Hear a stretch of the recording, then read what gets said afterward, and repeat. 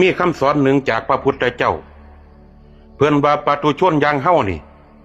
บ่สามารถล่วงรู้ถึงหาสิ่งนี้ได้หนึ่งบ่ฮู้จักว่าเฮาสิอายุสั้นหรือว่าอายุยาวสองบ่ฮู้จักว่าเฮาสิป่วยด้วยโรคใดเพราะว่าโรคบางโรคส่วนหลายเฮาเป็นคนสร้างขึ้นเองสาม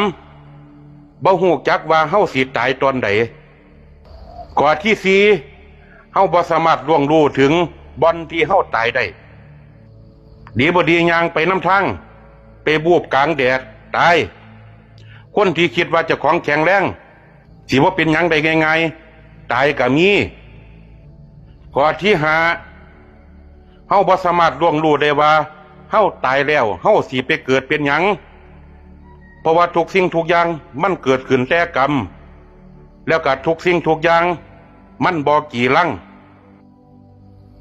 อย่าสิประมาทในชีวิตยามเจ้ามามีสิ่งใดติดกายบ้างมีแต่ร่างเปื่อยเปล่าไม่เอาไหนสร้างสมบัติพัสถานบานตะไทยยามเจ้าไปก็ไม่ต่างเหมือนเจ้ามาเจริญพร